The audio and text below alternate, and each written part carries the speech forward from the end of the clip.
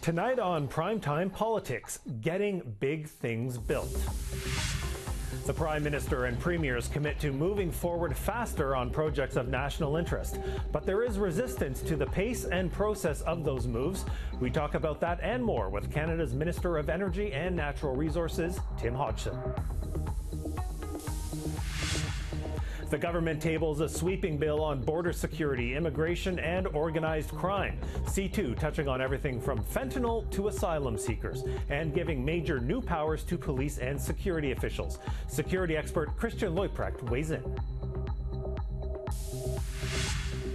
Plus, boosting the economy and security of Canada's north. In the wake of yesterday's First Ministers meeting, a conversation with all three territorial premiers about infrastructure and national unity. This is Primetime Politics. Hello, I'm Andrew Thompson with you tonight. Michael Serapio is on assignment. It is official. American tariffs on Canadian steel and aluminum are going from 25% to 50% as of midnight. The White House posting a proclamation from President Donald Trump this afternoon. It claims the move is needed to, quote, effectively counter foreign countries that continue to offload low-priced excess steel and aluminum in the United States market. Meanwhile, we are one day removed from the First Ministers' meeting on Canada's economy. On Parliament Hill today, more back and forth over energy. Demands from the official opposition for an end to Bills C-48 and C-69, and positive messaging from the government about yesterday's talks in Saskatoon. Take a look. Will the Liberal government repeal its anti-energy agenda to get vital energy projects built?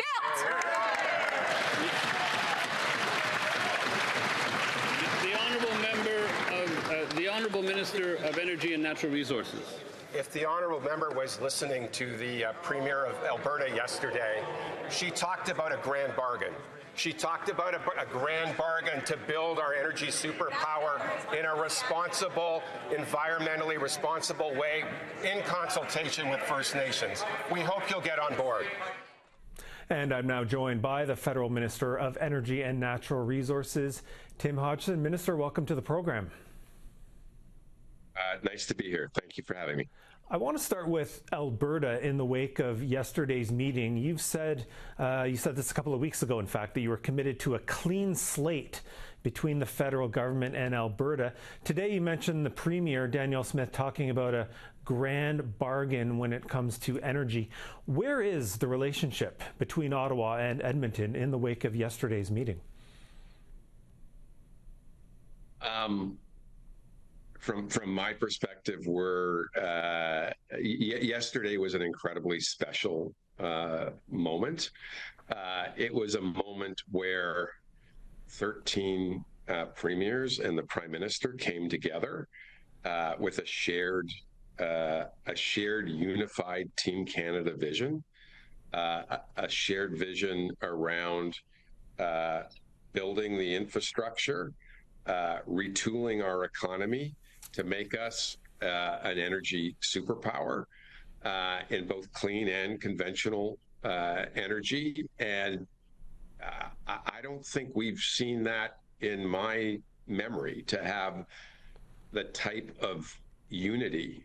And I can tell you, as a Canadian, it was one of the proudest days of my life to see that type of unity amongst all of the premiers and the Prime Minister.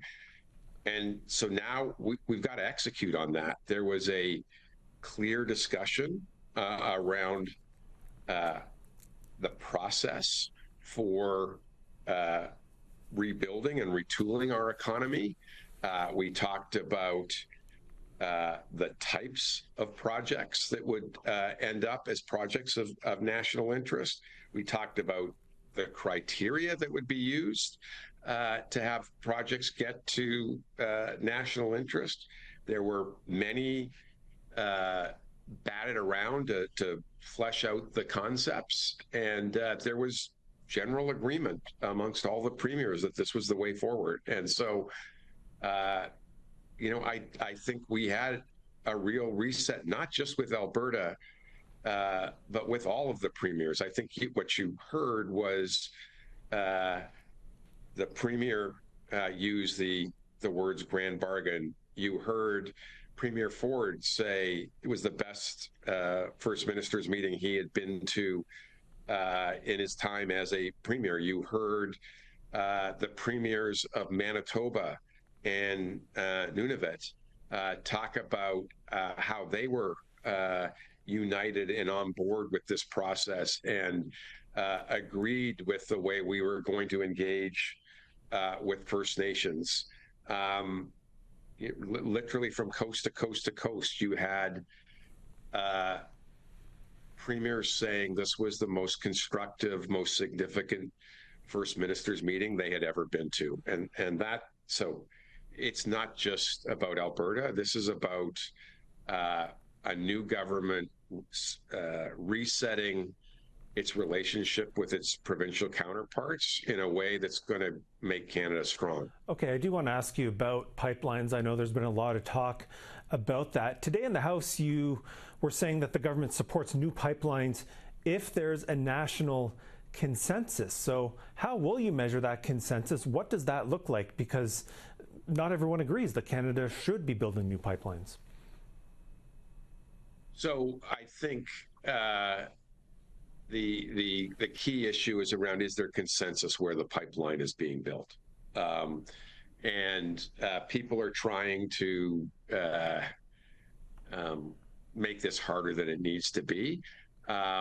If a pipeline is going through a jurisdiction, that jurisdiction needs to give consent.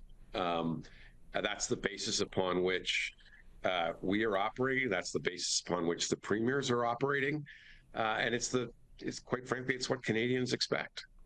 Okay, now you talked about your plans for moving ahead with these projects coming out of the meeting. From your government's perspective, that includes creating a major federal projects office and starting to identify these big projects of national interest. But for instance, we have the Assembly First Nations saying that they weren't given enough time to respond to this plan. They're concerned about rights being upheld. Will free, prior, and informed consent for Indigenous communities ultimately be part of this bill, be part of this process? Absolutely. We've been clear from the very beginning that we are, this bill in no way is going to reduce our commitments to economic reconciliation. It is in no way reduced our commitments to free, prior, informed consent. What Canadians expect from us is to do things better and to do things faster. We're not talking about doing less and slower. We're talking about doing more faster. And I can tell you, having sat in many of the meetings that we've had First Nations leaders. I can tell you, if you go back and look at the pictures from the meetings in Calgary with energy leaders on Saturday, and look at those pictures to the right of the Prime Minister. In that room with all of the other energy CEOs was the CEO of the First Nations Major Projects Coalition. And just to my left was the CEO of the representing the nations that participate in the Project Dawn initiative, where I think it was 18 First Nations bought a significant stake in the West Coast transmission assets, the first major use of our new Indigenous Loan Guarantee Program. So First Nations leaders have been a part of this concept. Now, it is going fast, and I think that's what we need to work on here. The Prime Minister likes to say it's not a question of if, it's a question of how. How means, and I'll bring it back to, we have to do it better, and we've got to build those processes, and we have to do it faster. If we are going to win this trade war and protect the prosperity that Canadians are looking for. And I was quite taken by Premier Canoe, who in the news conference said, why he is excited about what's happening. What I'm paraphrasing, but what Premier Canoe said is we have an opportunity to make a significant change in the economic outcomes and economic opportunities for some of the poorest communities in our country, and to create jobs for some of the most disadvantaged citizens in this country. And it's worth working hard to do that. This is going to be hard, but we need to do it better, and we need to do it faster. And if we do that, we will protect and we will grow the prosperity for all Canadians. That's what we're playing for here. And that's, quite frankly, that's why every premier was on board and excited. They all want to play for the same thing. They know that's what Canadians want us to do. So let's get going and do it. Okay, we just have a moment left, and I do want to ask you about the environmental side of this, because you're talking about moving faster. Will there still be meaningful reviews of environmental impacts happening under this new process that you're working on? Absolutely. Absolutely. What we need to do is we need to look at how we do our environmental approvals. And we need to re-engineer how we do that so we can do it as well or better than we've done in the past, but do it faster. That means doing some things in parallel as opposed to doing them sequentially. That means potentially looking at new resources. If you were in a private sector business and you said, hey, we got to get it done in 2 years, you would start focus on re-engineering the process to deliver that outcome in 2 years. That's what we need to go through now. We need to go through that re-engineering of the process with First Nations and with the stakeholders involved to make sure we deliver that better and faster result for Canadians. All right, we're going to have to leave it there. Minister Tim Hodgson, appreciate you joining us tonight and offering your insight for us here on Primetime Politics. Thank you. Take care. The government has its first major bill before the House. The focus, border security and immigration. Bill C2 includes big changes to the asylum seeker process, limiting who can make claims. It also targets fentanyl trafficking and organized crime. C2 expanding the Coast Guard's role and giving more power to police and security officials. Here's the Public Safety Minister on whether the bill goes too far in that regard. I've worked my entire life in the protection of human rights and civil liberties. That's a marquee part of the work that I've done before politics, in politics. In order for me to bring forward legislation, it needed to have the safeguards in place. It needed to be charter in line with the values of the Canadian Charter of Rights and Freedoms. And I fundamentally believe that we have strike the balance that while expanding powers in certain instances does have the safeguards and the protections in place to protect individual freedoms and rights. All right, well, let's take a closer look at Bill C2 with Christian Leuprecht, a security expert and professor at the Royal Military College of Canada.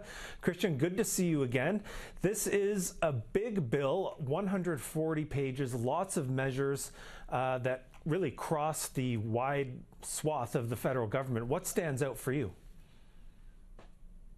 Yeah, so there are some key provisions in here, particularly making access for law enforcement and security intelligence easier to information and intelligence once they start an investigation. This is a long-standing challenge that the thresholds to obtain timely information can be quite high, and so often investigations stretch out many weeks and months simply because of the very onerous requirements that we currently have in place to obtain intelligence and information from partners in the private sector. Of course, the changes to the refugee refugee and asylum systems. Those are very significant changes in a way to, they're in line with the changes that are being made by other democracies in the world, and a way to update, I think, the system to get it in line with the 21st century, where the international regime that we have is simply not fit for posture in a world where travel is cheap and relatively easy. And then there's significant, I think, changes that should make it easier to disrupt transnational organized crime on the one hand, on the scheduling, for instance, of precursor chemicals, but also a number of provisions on the money laundering side. And the one that every Canadian is likely going to run into as soon as this bill passes is that cash transactions over $10,000 will no longer be allowed. And of course, in this country, you can buy a house worth millions of dollars, or you can buy a car worth hundreds of thousands of dollars entirely in cash. And that has been widely exploited by organized crime, as is well documented in the Cowan Commission on Money Laundering British Columbia, for instance. Yeah, and I guess, yeah, we could also mention the export provisions. So CBSA has so far primarily focused and only had a mandate to focus on things coming into the country. CBSA now will have a number of provisions to be able to expect people and goods as they leave the country. So overall, what this bill, I think, is intended to signal to the U.S. is a better balance on the border in terms of signaling that indeed Canada does have America's back, and Canada is taking action on the myriad weaknesses on Canada's security posture that both the Trump administration, the Biden administration, as well as Congress had flagged over recent months and years. And so I guess the obvious follow-up question to that is, how do you think the White House is going to respond to this bill? We heard the minister say today he is speaking with border czar Tom Homan. How would you expect that conversation to play out? Yeah, so I mean, Tom Homan was always an interesting choice for that job because, of course, he knows the border, and the jurisdiction that he previously sort of represented is in the Swanton sector, where the bulk of irregular migrants had been crossing, and the bulk of intercepts had been happening on the U.S. side. So certainly someone who understands the border, and I think what the signaling effect is going to be that we are adjusting provisions. Many of these provisions already exist in the United States in one form or another. And so this is essentially Canada trying to level the playing field when it comes to the ability of the enforcement and intelligence agencies to work together across the border and to work together inland to keep threats to each other's countries away from the border to begin with, and to mitigate the ability for transnational organized crime to exploit the many weaknesses that we've had in the security and financial posture of this country. One of the easy ones for cooperation is, for instance, that the Coast Guard now has a security mandate and can now share information and intelligence related to security that it didn't have previously. And that's obviously a mandate that's important, not just for cooperation with Canadian authorities, but given the maritime space, for cooperation with NORAD, which has the maritime early warning function, and with U.S. authorities. Okay, we're going to have to leave it for there. Lots to watch for as the debate unfolds on this bill. Christian Leuprecht, thanks for your analysis tonight. Thanks again, as always. It's been my pleasure. Thank you. Michael is traveling back from Saskatoon this evening after covering the first ministers' meeting yesterday. But before leaving, he did catch up with the 3 territorial premiers, all of whom were encouraged by talk of resource and security investments in Canada's Arctic. Take a listen. Premiers, thank you for joining us. So the final communique does not list out specific projects, but there is an indication of support for the Western Arctic corridor, something that the Western premiers had agreed to in a meeting earlier. I'm wondering what you take out of that. No final list, but at least an indication of a project which all the premiers, the 3 of you included, have sourced as being important to your regions. What do you make of that recognition? Well, first, I really came here feeling very optimistic as we were coming here. We've never had the opportunity for us to really come as a country, as leaders from coast to coast to coast, and really talk about what solutions we have to the challenge that's there in terms of our Canadian unity, our sovereignty. So coming out of today's conversation, I feel even more optimistic that we really have a pathway forward to really identify key projects. In Nunavut's case, it was great to hear the corridor discussion for Grace Bay come up right at the press conference, but also the projects like the Kivadla Hydro, which really connect to the potential port that's in Hudson's Bay. That would bring transmission line right to the territory. So it's really good to be able to have these conversations and to identify key areas that we could bring to the table. I'm going to pick up on that transmission line in a bit, but Premier Pillay, you were noting the fact that it was good to hear the Prime Minister be addressing Arctic security. Can you talk about why you felt it was important to really put out that signal during this closing news conference? Yeah, look, there's been leaders that have come before us from the North that have always tried to make sure that Arctic security and investment into the North was front and center. I think we've all talked about the need to, complete confederation in the sense of ensuring that the North gets the investments. You heard today from my colleagues chatting about that and making sure that point was really accentuated at all times. So I would just say that today our projects that we've all put forward are built around, they're significant for the country, they're about security, they're about sovereignty, they have a national impact, they all have a foundation in reconciliation. So once we saw the criteria that was identified today, we know that the projects that we have put forward actually meet that criteria. So now, we're going forward in each case to, in the Yukon, we have a very significant grid connection project with British Columbia. It can unlock up to $200 billion in critical minerals, but also it's going to make life better for Yukoners. It's going to be a focus on sovereignty, and it's going to also be key towards security as we go into the future. Now, Premier Simpson, there's so much focus about investment really being put into dual-purpose initiatives, and it seems when I hear the three of you speak, you're talking about more than dual-purpose initiatives here. You're talking about multiple levels where there will be impact. Can you talk us through a little bit, Premier Simpson, about the type of investments that could be made into the North and just how multi-layered the impact would actually be?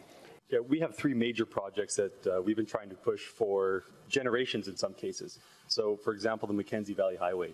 Right now, we have the Mackenzie River, which has been a primary transportation route for generations in the Northwest Territories. It's too dry to get barges up there. The water levels are too low. And so the Mackenzie Valley Highway would help with that resupply, would help connect communities. It would also connect the two forward operating locations in the Northwest Territories, Yellowknife to Inuvik. So there's a security aspect to it as well. It would open up the region for exploration and potential development. So there's an example of a number of different uses from one piece of infrastructure. And then we also have the Slave Geological Province corridor and the Tulsan Hydro expansion, which together would help open up the region to exploration and development of critical minerals. So there's a number of uses for all of the major projects that we're putting forward. And Premier, you were talking about the transformation of communities, and Premier Pillay, as I was talking about the Indigenous element of this reconciliation element of these types of investments. What can you say to that? Because I think that really becomes a huge selling point for the government, if not creating national consensus around these investments. It's essential. It's foundational, right? And so as a premier, it was so important to ensure that the Indigenous voices were at the forefront. So the four projects that we brought forward are being led by Inuit, in our case. The consent piece is critical for any major project to advance, as we've seen right across this country. So we're very excited to be able to partner and identify key nation-building projects that aren't just coming from government, but they are coming from the communities themselves, who have had that vision for many decades in this case. The Arctic Security Corridor, which is a Grays Bay Road and Port, is one project that connects through 3 different jurisdictions that would open up critical minerals and connect to the NWT, which has an incredible opportunity around critical minerals and what more you could do to diversify our economy in the moment that we're in. But to your point, it's important to ensure that the vision of Inuit are at the forefront, and those are the key points that I was able to bring around the table, that if we want to expedite any major project, it must have the consent of Inuit, and the projects that we brought forward have that. So I very much look forward to working with Ottawa, with Prime Minister Carney specifically, on advancing them from concept to actually shovels on the ground, and us actually advancing them in the next few months and weeks moving forward.